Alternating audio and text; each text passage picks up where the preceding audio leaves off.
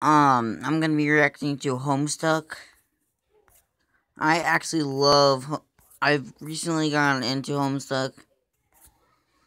I may not watch all these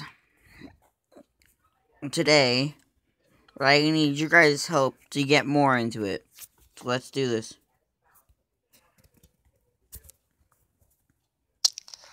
A young man stands in his bedroom. It just so happens that today, the 13th of April, is this young man's birthday. Though it was 13 years ago that he was given life, it is only today that he will be given a name. What will the name of this young man be? You choose to enter his name. Zeusmel Poop Lord. Wow. Try again, smartass. Oh, wow. John Egbert. Yes, let's go with that, shall we? John Egbert decides to examine his room. Your name is John. As was previously mentioned, it is your birthday. A number of cakes are scattered about your room. You have a variety of interests, but you have a passion for really terrible movies. You like to program computers, but you are not very good at it. You have a fondness for paranormal lore, and you are an aspiring amateur magician. You also like to play games sometimes. What will you do, John? John will quickly retrieve his arms from the drawer. Your arms are in your magic chest, Poop Lord. Remove the cake from the magic chest for him. Out of sympathy for John's perceived lack of arms, you... I thought his name wasn't Poop Lord. Why did you call him Poop Lord if that's not his name? Pick up the cake for him and put it on his bed. John quickly retrieves his arms from the magic chest. How? He has no arms. Oh, now he does. You receive your fake arms from the chest. You use these for hilarious antics. You capture log them in your Silodex, but you have no idea what that actually means, though. There are other items in the chest. Go on, John, look inside that chest. In here, you keep an array of humorous and mystical artifacts, each one a devastating weapon in the hands of a skilled magician or a cunning prankster. You are neither of these things. Among the artifacts are 2 fake arms currently capture logged in your Silodex, 1 pair of trick handcuffs, 1 stunt sword, 1 magician's hat, 1 pair of Beagle Puss glasses, several smoke pellets, several blood capsules, and 1 copy of Colonel Sassacre's daunting text of magical frivolity and practical japery. That's a long name. And 1 copy of Harry Anderson's Wise Guy by Mike Caveney. Some of this stuff may come in handy at a later point, but for now, you just decide to take the smoke pellets. You stow the smoke pellets on one of your capture log cards in your Silodex. You still aren't totally sure what that means, but at least you're starting to get a hang of the vernacular at least. You have 2 empty capture log cards remaining, and John tries to equip his fake arms. You aren't totally sure if equip is the verb copacetic with the abstract behavioural medium in which you dwell, but you give it a try anyway. Unfortunately, you cannot access the fake arms. Their card is underneath the one you just used to capture lock the smoke pellets. You will have to use the pellets first in order to access the arms, but this is probably unadvisable since you just make your room lousy with smoke.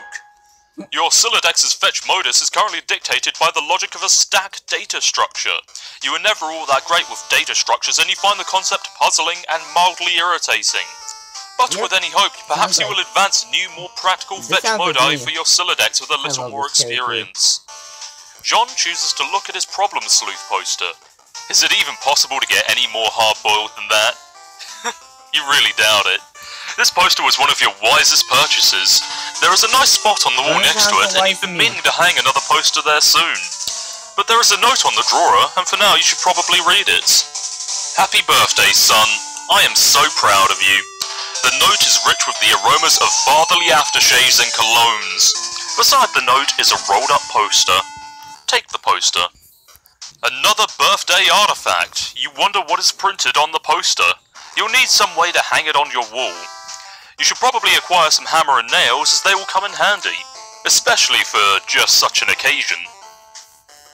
You first place the hammer into your Silodex, but for now all of your capture log cards are full. You wonder what will happen if you try to take the nails. You guess it doesn't hurt to try. You capture log 4 nails into the top card and push all the artifacts down a card. The fake arms are pushed entirely out of the deck. Oh well, they're probably completely useless anyway, but you don't want to do that again unless you want to drop the smoke pellets and suffer the consequences. In any case, you feel like you have gathered enough things to get down some business and do some really important stuff. The next thing you do will probably be exceptionally meaningful. and suddenly it passes through his mind that he should squawk like an imbecile and shit on his desk. This is the dumbest idea you've had in weeks. Stupid, stupid, stupid! And yet, the polished surface of your desk Shit on your desk. beckons. Instead, you merge the top two cards, combining the nail with the hammer. The hammer and nails are now capture logged on the same card and can be used together. And now this places it in an ideal position to use it on the poster. You use the hammer and nails in conjunction with the card beneath it. Now you may nail the poster to your wall.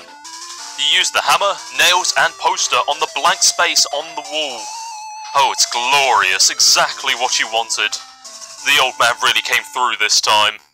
But for now, John chooses to examine his Con Air poster.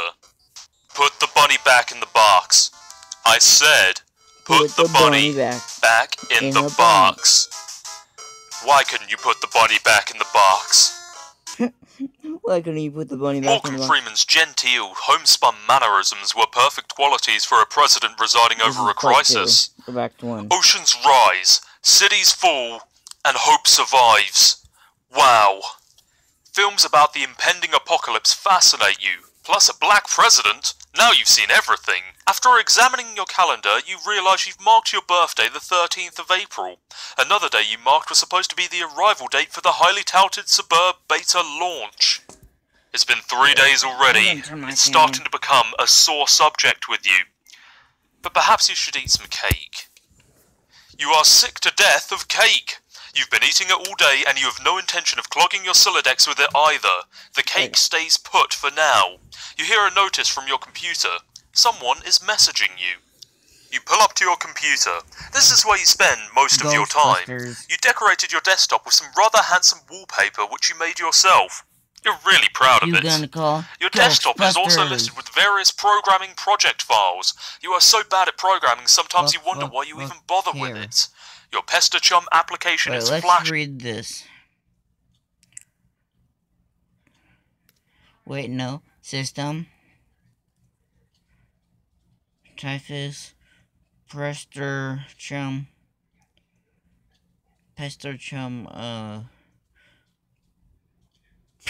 Cake. Fuck cake. Look like the same cake. Ugh. Yeah. Those are weird names. Someone is trying to get in touch with you. Only one of your chums is logged in. He sent you a message. Hey, so, what sort of insane loot did you rake in today? Got a little Monsters poster. It's so awesome. I'm gonna watch it again today. The apple juice scene is so funny. Oh, hell, that's such a coincidence. I just found an unopened container of apple juice in my closet. It's like fucking Christmas up in here. Okay, that's fine, but I have one question and then a word of caution. Have you seen a movie called Little Monsters starring Howie Mandel and Fred Savage? But no. The seal on the bottle is unbroken. Are you suggesting someone put piss in my apple juice at the factory? All I'm saying is, don't you think Monster Howie Mandel has the power to do something as simple as reseal a bottle? Try using your brain, numbnuts. Why did the fat kid, or whoever drank it, know what piss tasted like? I mean, his reaction was nigh instantaneous. It was the 15th day in a row Howie Mandel peed in his juice. Okay, I can accept that. Monster B-list celebrity douchebags are cunning and persistent pranksters. Also, Fred Savage has a really punchable face. Why would you pee in someone's juice? But who cares about this? Let's stop talking about it. Did you get the beta yet? No. Did you? Man, I got 2 copies already. But I don't care, I'm not gonna play it or anything. The game sounds boring. Did you see how it got slammed in Game Bro? Game Bro's a joke and we both know it. Yeah. Why don't you go check your mail? Maybe it's there now. Oh, no. You see the view of your yard from your window. Hanging from the tree is your tyre swing. In a kid's yard, a tree without a tyre swing is like a proper gentleman without a monocle. That is to say, he can hardly be considered a terribly proper gentleman at all. And there beside your driveway is your mailbox.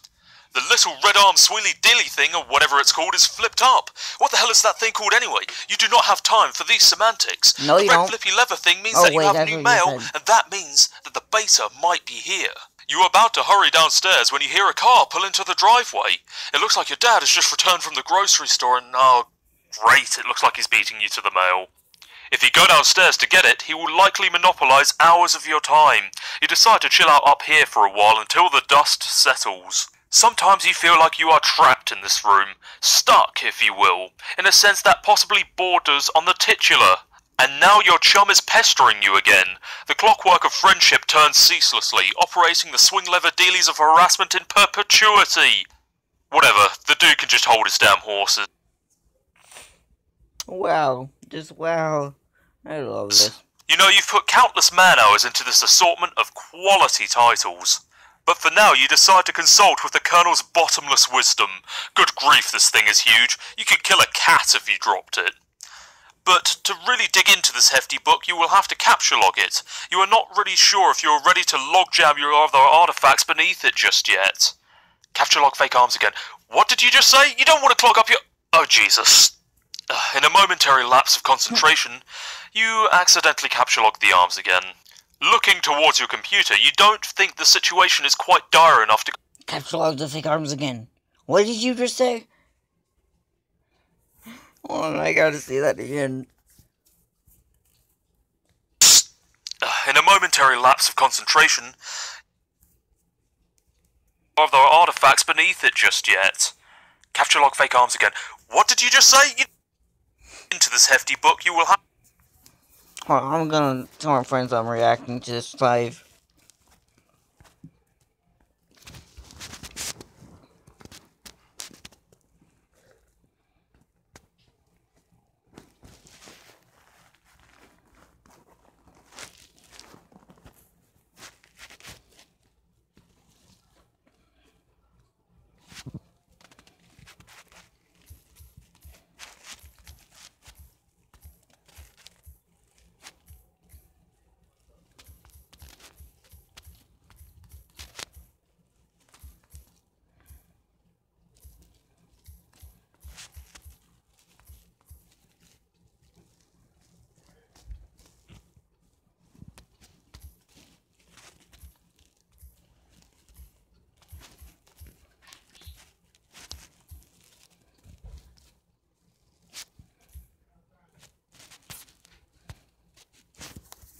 Okay, there we go.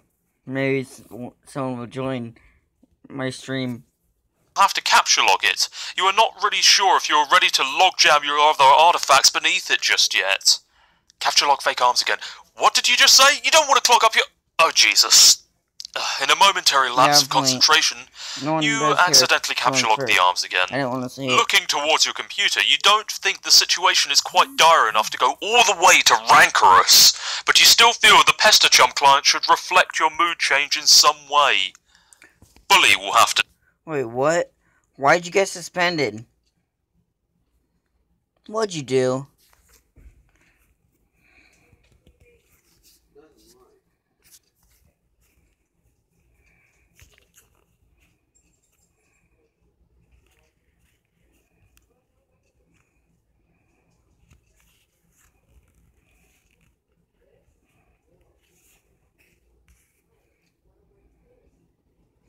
For saying the N-word?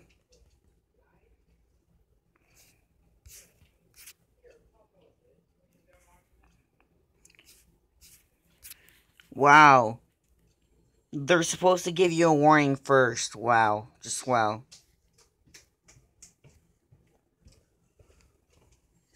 Do you know Case Walker? No. But I'm live. Leave me alone. Do, you guess. You don't have to say it like that. This, unsurprisingly, does nothing whatsoever. Oh, right, you forgot your charm is still pestering you. Is it there? Please say yes. Maybe you can play with TT. She's been pestering me all day about it. She's macking on me so hard all the time I start to feel embarrassed for her. I mean, not that I can blame her or anything. Yes, it's understandable because you're really attractive. I'm attracted to you. Thank you. JK, no, I don't have it yet. My dad has the mail. I guess I have to go get it and see if it's there. And I've been busy spending all afternoon shitting around with my stupid Silodex. It's so frustrating. What's your modus? What? How do you retrieve artifacts from it? Oh! Like one at a time, I guess. And if I put too much in, something falls out. Stack?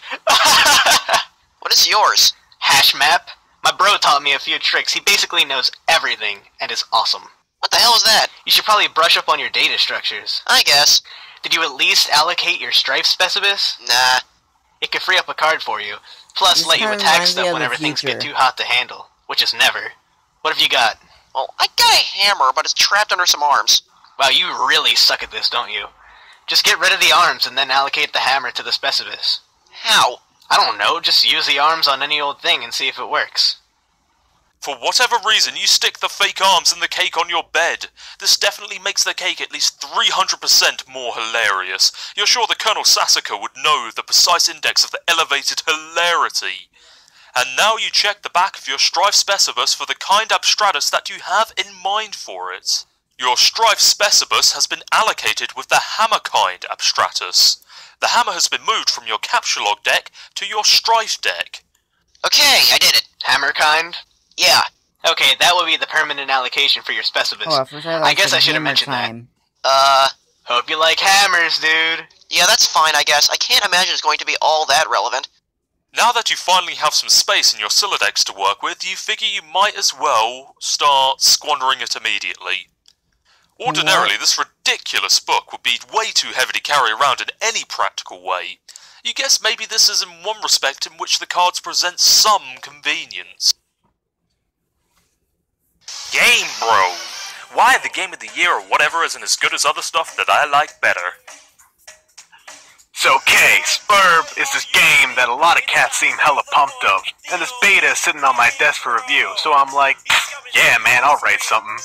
But I don't know. I'm like, so this is about houses or some noise? That's fine. I'm sure that's like fucking dynamite in a handbag for some brosives. But all I'm saying is, when do you get to thrash anything?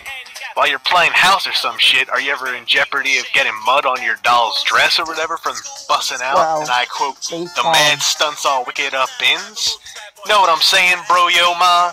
I didn't actually play this game, but I gave it 1.5 hats out of 5 hats to keep it real. At this point, I'd like to give a shout out to my boy Dennis who was over the other day. We were gonna chill in front of the Dark Knight and he was so psyched of it, y'all. So this one time he was leaning against the screen door and the shit popped open. And the back deck was wet and he slipped down the steps and broke his thumb on the lawn. It wasn't a long fall, but hey, I guess a thumb bone wasn't made for supporting the brunt of a huge useless tool against wet grass. We never did watch The Dark Knight on account of Ron tucking his bawling candy-ass girth to the hospital, but it's cool. I still got another watch in me, Brotel Rwanda. Bro notes. Dennis was so wasted, haha, I mean, damn. It might come in handy if you ever need something that burns easily. After looking at the Magician's hat, you expend your final card on it. You would like to get the funny glasses too, but you don't have a free card in your Silodex. However, you are able to merge the Beagle Puss and the Magician's hat to create a clever disguise. John? Who is this John you speak of? You are quite certain there has never been, nor ever will be. No, yeah, this is just a really, really shitty disguise. While you're wearing the items, they remain on the card, but it is temporarily removed from the deck, thus freeing up the cards beneath it. After leaving your room, you exit into the hallway. On one wall, a picture hangs of a fella who sure looks like he knows how to have a laugh, a man after your own heart. You always thought that he looked a lot like Michael Cera, but your dad swears on the many hallowed tombs of Egypt that it is not. You're not sure about that, though. On the other wall is one of your dad's stupid clowns, or harlequins, as he is quick to correct anyone who would venture to such a brazen assumption. After heading downstairs, the accursed odour of fresh baking wafts into your newfound nostrils. Something is brewing in the kitchen. It must be the connivings of your arch-nemesis Betty Crocker, and the rich, buttery aroma of her plot stinks into high heaven. This mission is going to be more difficult than you imagine. I used to be scared of clowns, until a certain clown helped me get over that fear. You check out the shelves of fanciful harlequins. Ugh, look at this fucking garbage. You hate this stuff. Funny is funny, but your dad can sure be a real cornball. Sometimes at nights, you just pray for burglars. A bright orange flame flickers in the fireplace. It doesn't matter that it's April or that it's not terribly chilly outside. In a home, a fireplace needs a fire, and that's what a fireplace is for. A fire belongs in a fireplace, damn it! Exactly. Categorically at all times without exception. As domestic myth of uncountable origin holds, a home borrows the spirit of the flame for as long as it makes a guest of it, much as the moon takes liberty with the sun's rays. The moon is an arrant thief, and her pale fire she snatches from the sun. Mark Twain. You're almost certain Mark Twain said that. Tossing the Game Bro into the fire, it doesn't actually burn anywhere near as quickly as you would hope. As you decide to fondly regard the cremation, you examine the sacred urn containing your departed Nana's ashes. When your father gives her portrait a wistful glance now and then, you can tell it brings back painful memories. A tall bookshelf, a ladder, an unabridged Colonel Sassacre's. He never wants to talk about it. After reaching for the urn, you clumsily mishandle it, and now ashes everywhere. In retrospect, upon mulling cinematic tropes regarding ash-filled urns, this outcome was a virtual certainty. You'd probably better clean it up before Dad finds it, though. Whilst cleaning up, you come upon your father's pipe, in which you use it to beef up your clever disguise. Looking upon the large package in the room, you contemplate what could possibly be inside it, and the thought... Did you want any? Yeah. Or did you want any of that cake Mimo made? Yeah, I want both. Huh? I want both. Well, you need to come up and get it. Okay. of that is very exciting, but it also makes you a little nervous at the same time. Oh, hell no! That's With what I that thought. out of the way, you first prop the Harlequin doll up on the couch. Hell no. Having it in the middle of the room sprawled out all akimbo-like just struck you as unseemly. Hell no. You capture lock the ashes onto your available card. Carefully, you merge the sacred urn with the ashes. Most of the ashes back in the urn, but it's a total mess. Really, it would have been tidier if you just used a broom and a dustpan. I gotta end this video. If you liked it, if you like this reaction, bless the like button, bless the subscribe button, and bless the notification bell so that I will make a upload and get built on, bitches.